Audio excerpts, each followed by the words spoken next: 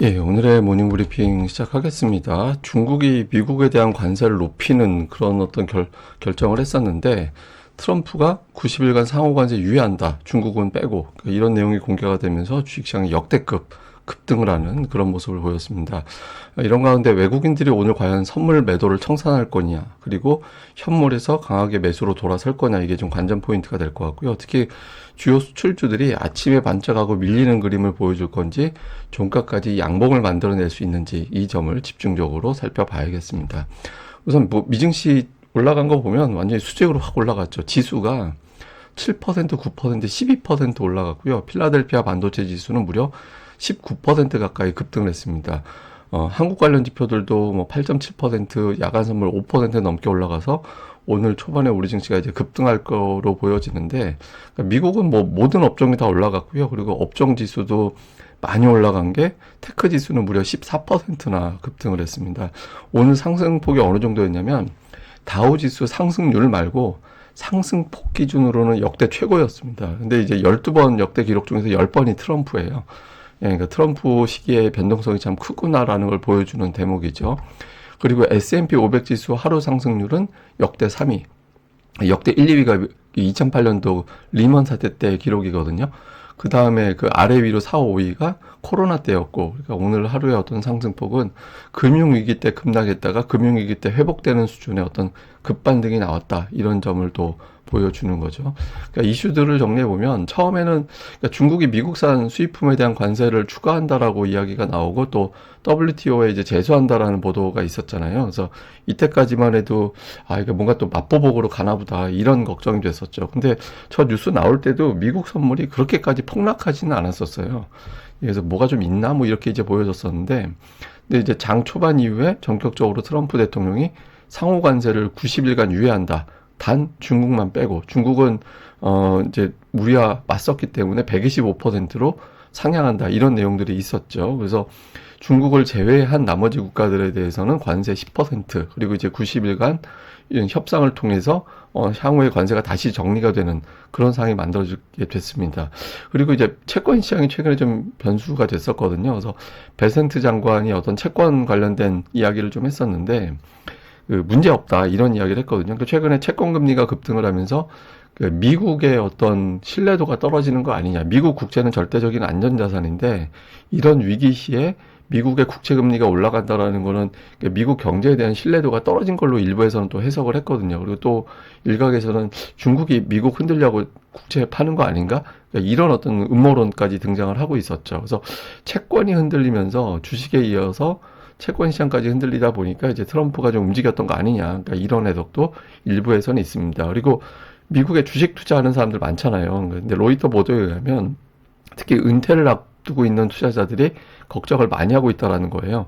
그러니까 미국인들 62%가 주식 투자를 하고 있는데 지금 전체 자산의 금융자산의 48.2%가 주식이었거든요. 그러니까 리먼 사태 때 그 직전에 37.8%였어요. 그러니까 그때보다 거의 10%포인트 이상 올라가 있는 상태라서 주식시장이 이렇게 떨어지게 되면 자산시장이 깨지면서 이제 진짜 경기 침체가 올 수도 있는 그런 상황이었거든요. 그래서 아마도 이런 어떤 불안함을 계속해서 방치하기는 어려웠다, 이렇게 봤던 것 같습니다. 그래서 어쨌든 이제 골드만삭스에서는 장기 투자자들은 이제 매수를 시작할 구간이다라는 주장을 했었고, 또 다른 이제 분석팀에서는 이게 직전에 이게 경기 침체, 그러니까 골드만삭스도 경기 침체 쪽으로 선회하고 있었거든요. 근데 이제 이런 관세 유예가 발표가 되니까 장중에 또 다시 그러면 침체 아니다, 이렇게 또 수정을 하는 그런 해프닝도 있었습니다. 근데 저는 조짐이 좀 있었던 것 같아요. 그러니까 제가 이제 조짐을 느꼈던 게 어저께 이제 어떤 걸 제가 봤냐면 그 트럼프가 베센트하고 이제 그리어로 그 협상 주도권을 준다, 이런 내용들이 보도가 된 게 있었거든요. 근데 저게 왜 좀 특이했다고 봤냐면 러트닉하고 이제 라바로가 주도권 쥐고 있었잖아요. 두 사람은 강경파예요. 근데 베센트하고 그리어는 온건파거든요. 그러니까 이 두 사람한테 넘어갔다라는 거는 협상에 대한 의지가 높아졌다라는 거고, 금융시장을 그대로 저 두 사람, 그러니까 강경파들 믿고 방치했다간 큰일 나겠다, 이렇게 인식한 거 아닌가? 이렇게 해석이 되는 점이었거든요. 근데 후속 보도가 없어가지고 저는 이제 어저께 이 뉴스까지는 올리지는 않았어요. 근데 어쨌든 저게 뭔가 좀 조짐이 있었나 보다, 이렇게 돌이켜보니까 이제 그런 게 있었던 것 같고, 그리고 이제 그 굉장히 충돌이 많았잖아요.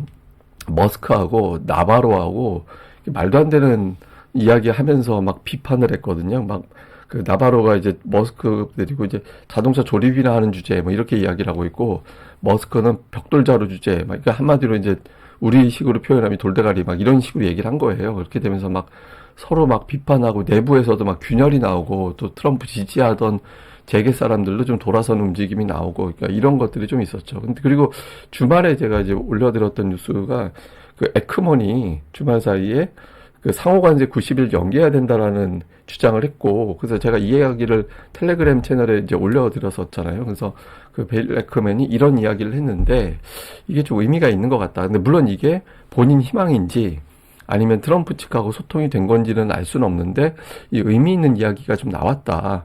근데 실제로 결과적으로 보면은 정확하게 90일 유예가 딱 나왔고, 빌 에크먼은 이후 SNS에 이 결과 나온 다음에 감사하다 이렇게 또 올렸거든요. 그래서 아마 내부적으로 이런 이야기들이 좀 돌았던 것 같아요. 돌았다가 금융시장이 더 빠지나 한번 보고 나서 판단했던 것 같은데, 여기 주식뿐만 아니라 채권까지 붕괴가 되다 보니까 이제 아마 이렇게 선회하는 그런 상황이 만들어졌던 게 아닌가 이렇게 보여집니다.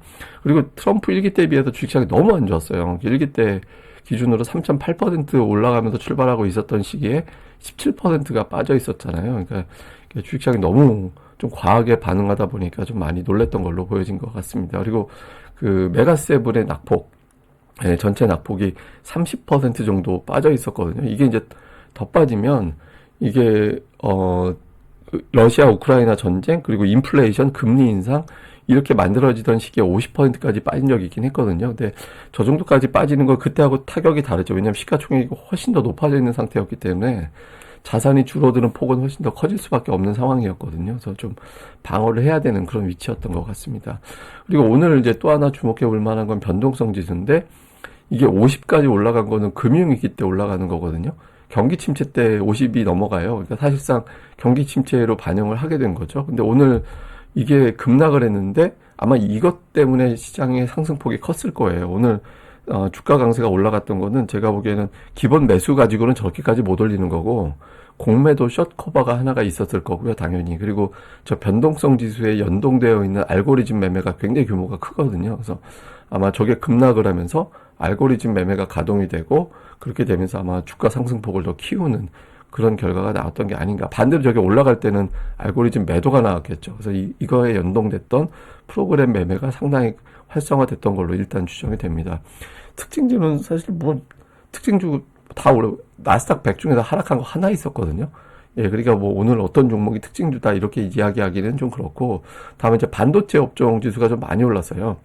예, 필라델피아 반도체 지수가 18.7% 올라갔거든요. 그래서 오늘 반도체 관련된 종목군들이 경기 침체 우려가 완화가 되고, 그리고 관세 부담이 좀 축소가 되면서 비용에 대한 부담을 덜었다 이렇게 이제 평가되면서 반도체로 분류가 되고, 또 AI로 분류가 되는 종목군들의 상승폭이 상당히 크게 나타나는 그런 모습을 보였습니다.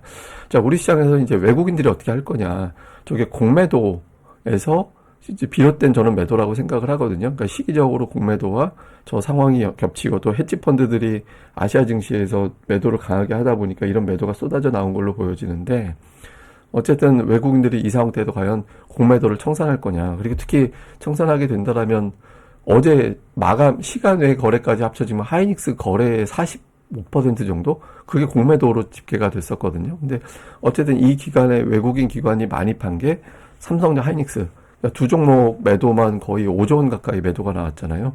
그러니까 두 종목을 매수로 바꿔줘야겠죠. 그러니까 오늘까지도 매도라면 초반에 이 기회에 어차피 우리는 팔 거니까 땡큐하고 그냥 계속 팔 거고, 내일도 팔고 다음 주도 팔고 이렇게 된다는 의미가 되거든요. 그래서 외국인 투자자들의 공매도가 숏 커버가 되면서 좀 매수로 바뀌는 그런 움직임이 나오는지, 이게 이제 하나가 중요하고, 특히 오늘같이 필라델피아 반도체 지수가 18.7%나 급등을 했기 때문에 그러니까 이런 과정에서 외국인들의 태도가 바뀌느냐, 이거 하나 중요하고요. 또 하나는 외국인의 선물 매도가 제가 이제 과합니다. 이제는 이제 거의 뭐 다 때린 것 같습니다라고 한 거에서 더 밀려 내려왔잖아요. 근데 저렇게 밀 수 있었던 건 보통은 이론적으로는 무한히 가능해요. 그러니까 돈만 끌어오면 되니까, 증거금 끌어오면 되는 거니까 무한정 가능한데, 저렇게까지 외국인들이 더 때릴 수 있었던 거는 공매도였다고 보여지거든요. 그러니까 공매도를 칠 수 있으니까 지수를 더 내릴 수 있는 힘이 생긴 거잖아요. 그러다 보니까 이제 낙폭이 더 커진 건데, 반대로 여기서부터 외국인들이 선물을 돌리기 시작하면 저 누적된 매도가 매수로 바뀌게 되면서 대형주들이 상당 기간 올라갈 수 있는 힘이 생기게 되거든요. 그래서 오늘 지수가 올라가는 게 중요한 게 아니라 외국인 투자자들이 공매도를 숏커버 해주고 선물을 여기서부터 돌려주기 시작해줘야 여기서부터 시장이 올라갈 수 있는 기간이 길어지고 폭도 커집니다. 그러니까 그렇지 않으면 오늘 반짝 반등하고 그 다음에 또 눈치 보기로 바뀌게 돼요. 그래서 오늘 이 구도가 나오는지 주목을 좀 해봐야 될 것 같고요. 그리고 MSCI 한국지수가 오늘 8.9% 올랐거든요. 이 위치 자체가 2022년도 저점까지 빠졌었잖아요. 그때 이제 4분기에 나왔던 저점까지 밀려있는 상태였기 때문에 이제 오늘 이 지수 자체가 무려 9%, 야간선으로 5% 이상 급반등이 나왔죠. 그래서 외국인들은 미리 좀 쇼커버를 한 게 아닌가라고 추정이 되거든요. 그래서 이런 부분들을 감안해 볼 때 오늘 외국인들의 태도 변화가 나오는지 여부가 상당히 중요한, 예, 그거 없으면 이제 오늘 하루 그냥 좀 맛있게 이제 맛있는 거 한번 차려주고 끝나는 게 되는 거예요. 그래서 연속성이 나올 수 있는지 여러 가지 지표로 좀 확인을 해야 될 것 같습니다. 그리고 이제 코스닥 쪽에서는 어떤 종목이 메인이 될 거냐. 그러니까 최근에 이제 뭐 그 제약바이오, 2차전지, 엔터, 반도체, 로봇 이런 종목군들의 움직임을 쫙 펼쳐놓고 제가 이제 보여드린 건데, 그러니까 같은 기간 동안이에요. 그러니까 같은 기간 동안에 이미 빠지고 있었던 거. 그러니까 근데 최근에 빠지고 있다가 살짝 강해진 게 2차전지. 그러니까 좀 이제 그나마 좀 버텼던 거. 그다음에 올라가다가 이제 크게 단기적으로 흔들리기 시작한 게 엔터.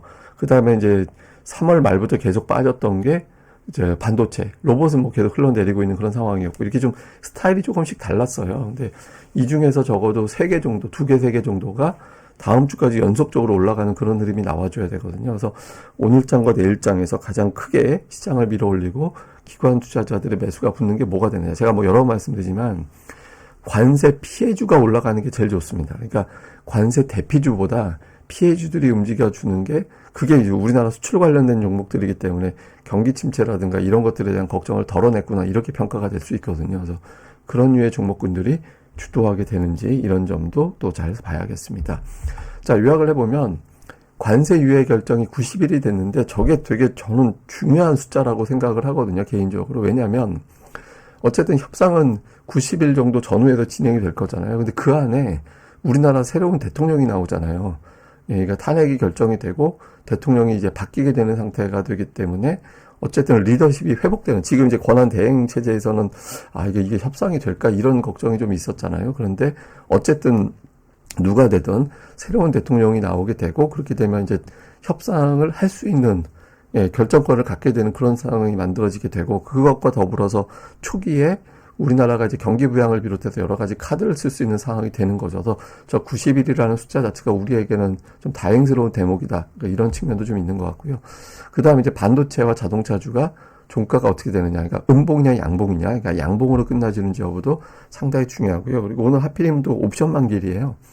예, 외국인 투자자들의 수급의 변화가 나오는지, 그리고 특히 이제 장기 지선 이탈했던, 그러니까 제가 뭐 어제부터 계속 코스피 PBR 0.8배에 빠졌는데, 이거는 이게 여간에서는 안 내려오는, 그러니까 보통 일반적인 경우에는 바닥이고, 그 다음에 금융위기로 가게 되면 이거보다 더 내려가다 2100포인트까지도 열어둬야 되는 상황이 생길 수 있다. 그래서 이 위치가 대단히 중요하다라고 말씀을 드렸잖아요. 실제로 그 코스피 월봉 보시면 120월선 이탈에 있는 상태였거든요.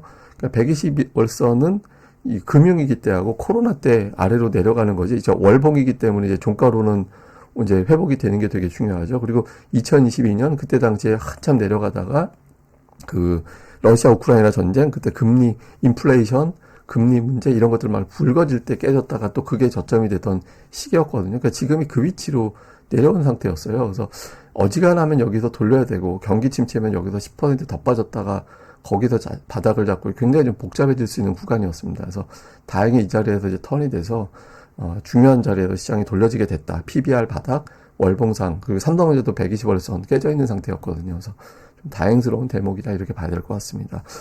예, 또 오늘 하루 또 잘 보내시고요. 저는 또 다음에 뵙겠습니다. 뭐 장중에 또 이상한 특이한 흐름이 나오면 또 긴급 방송 열도록 하겠습니다. 이 방송 구독하기와 좋아요, 예, 꼭 부탁드립니다. 감사합니다.